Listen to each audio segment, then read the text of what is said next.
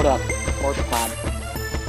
We're recording this ahead of the 4th of July holiday, so any results on July 4th, or of course the morning, the 8 a.m. game on July 5th, that's Middle East and Africa, albeit a game that probably doesn't have too much interest. Unfortunately for folks, I'm sorry, league office, that I said that, but come on, Africa's 6-17, Middle East is 3-19. Have fun.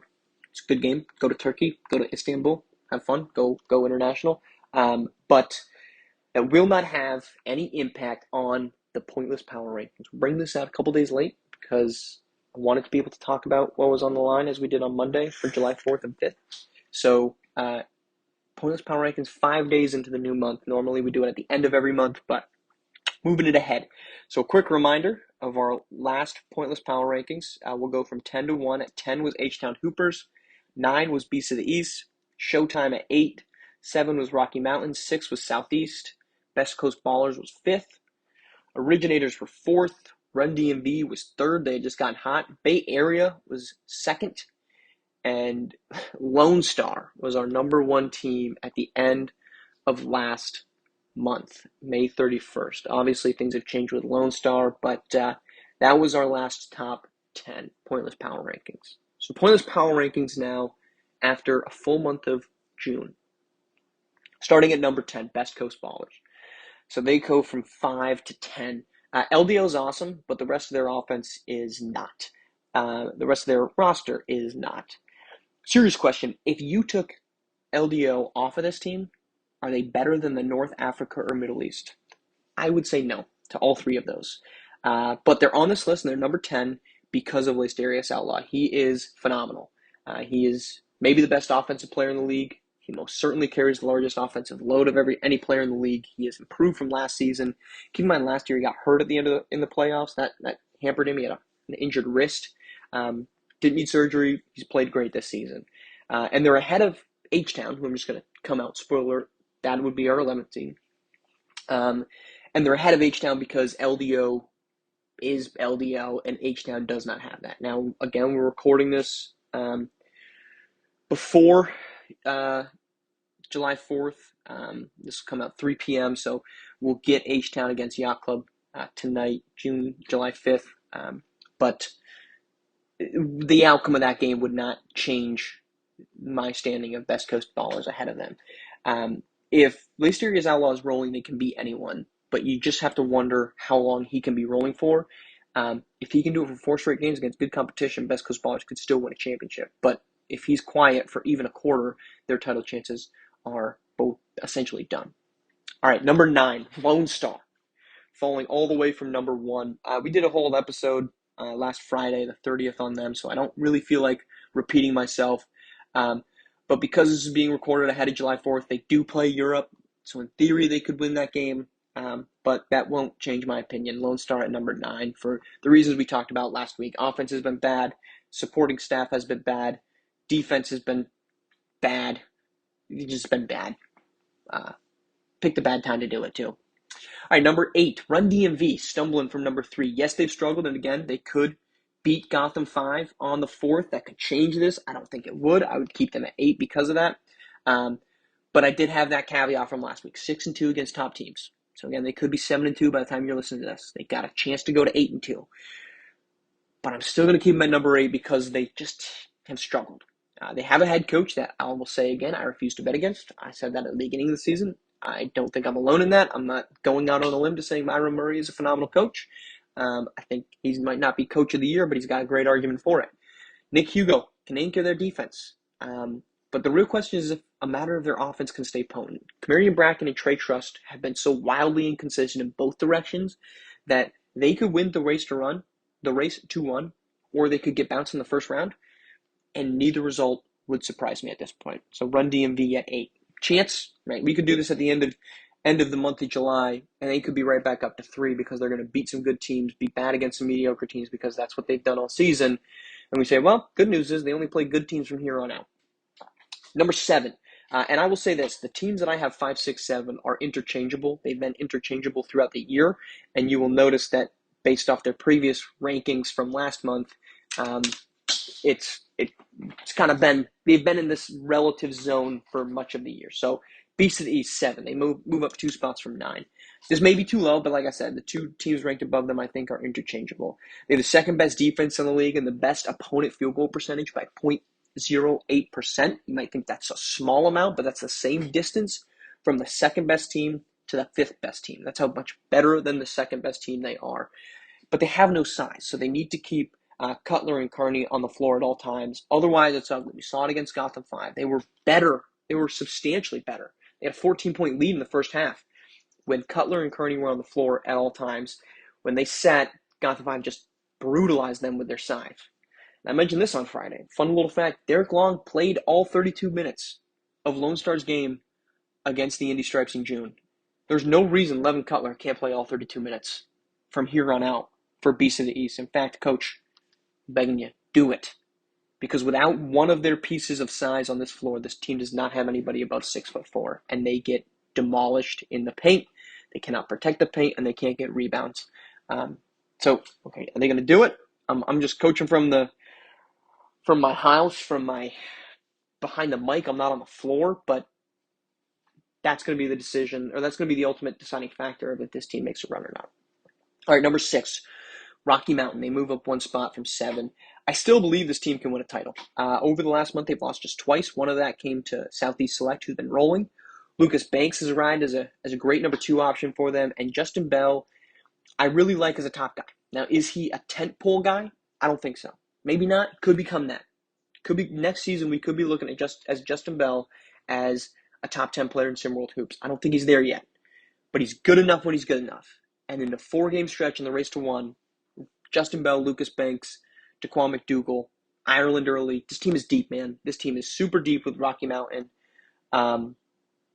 They're very dangerous, but I don't think their star is as good of a star as a team that I have ranked above them, and that's Showtime, who moves up 3 spots for number 8. They have the better star player than almost everyone in the league outside of 3, maybe 4 teams. And he rises to the occasion. I didn't play great against Beyond the Arch when Tyson Simpson and Beyond the Arch just played with more emotion, but they've been a great team against great teams, which we talked about last week. And I just don't really like betting against Bronny. Especially, he's looked really good when he's had to go up against elite guards. He's had dominant offensive games against top teams, and that's why I've got him slightly above. But again, 5, 6, 7, Showtime, Rocky, Beast of the East, I think are interchangeable.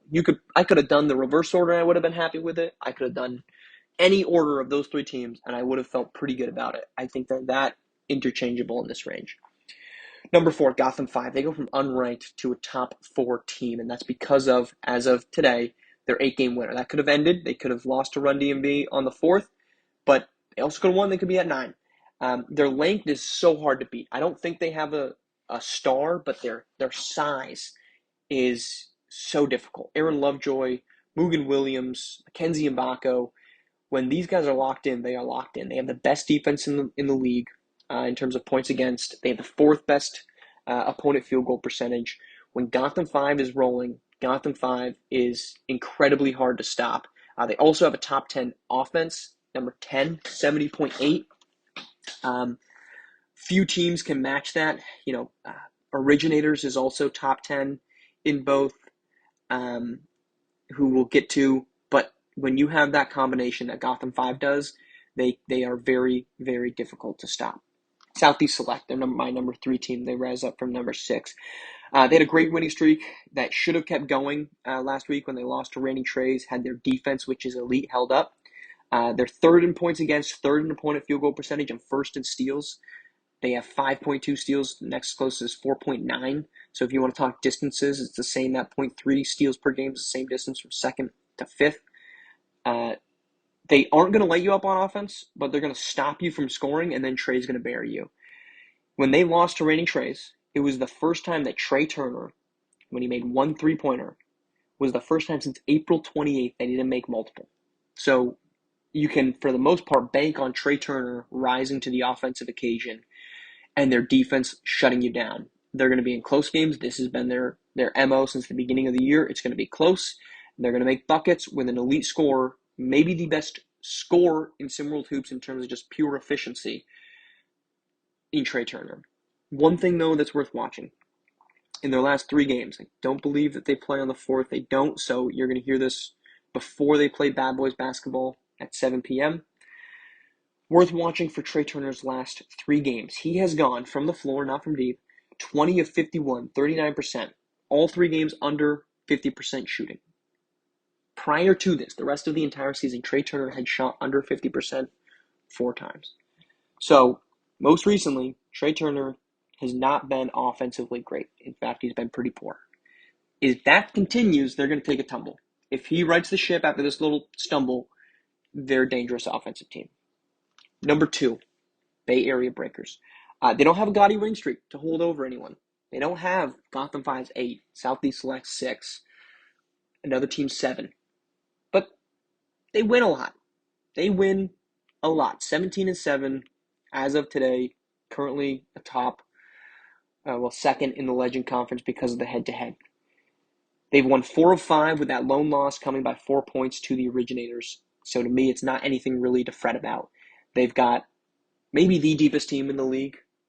Again, don't have a superstar, but Caden Shipp can be that guy on any given night. Royce Anderson can be that guy. They've got a defensive anchor in Trey Hyman. They've got guys you can bring off the bench that can score for you quickly like Ronnie Shanahan. This is a really awesome basketball team. They've been a really awesome basketball team since the beginning of the season, and they combine a really awesome basketball team with a really awesome coach.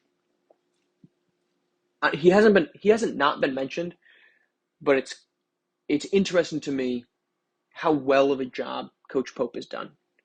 He's established a great culture there. He's dealt with a lot of personalities. He had the departure of Xavier Pope, the frustrations by Royce Anderson. Strangely, it's been this, which I guess is just what must be in the water in the Bay Area.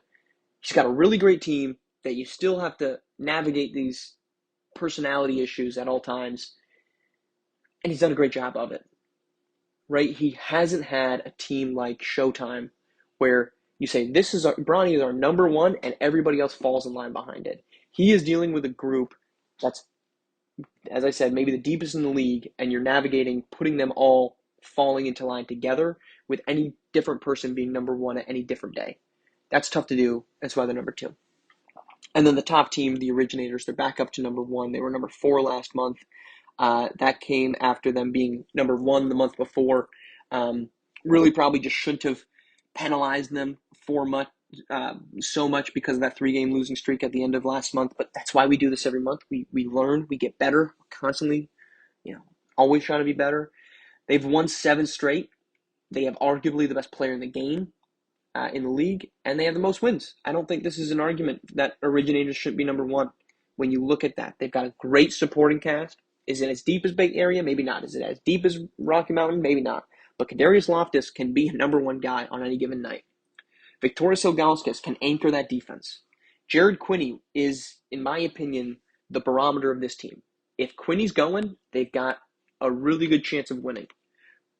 Regardless of whatever else happens. Obviously, if Loftus is having a bad night, if DJ Wagner's having a bad night, Quinney could have the greatest night of his career, and it might not matter. They might still lose. But all other things being as you'd expect them to be, if Quinney's rolling, this team is difficult to stop. Snyder as the second defensive guy in this group. It's a really good team. They've established who their top guys are, and they've established who their top guy is, and they've been rolling. Coach Dodge has done a phenomenal job, and it's why they're number 1 in pointless power ranking. So that's our updated as of July 5th. Originators 1, Bay Area 2, Southeast Select 3, Gotham 5, 4, Showtime 5, Rocky Mountain 6, Beast of the East 7, Run DMV 8, Lone Star 9, and Best Coast Ballers number 10. I honestly probably could have. There's a good argument for Beyond the Arch to be in there, but that's just, I didn't even prep for that. But Tyson Sims is pretty darn good. So, all right. Hope you have had a great holiday week. We will talk to you on Friday.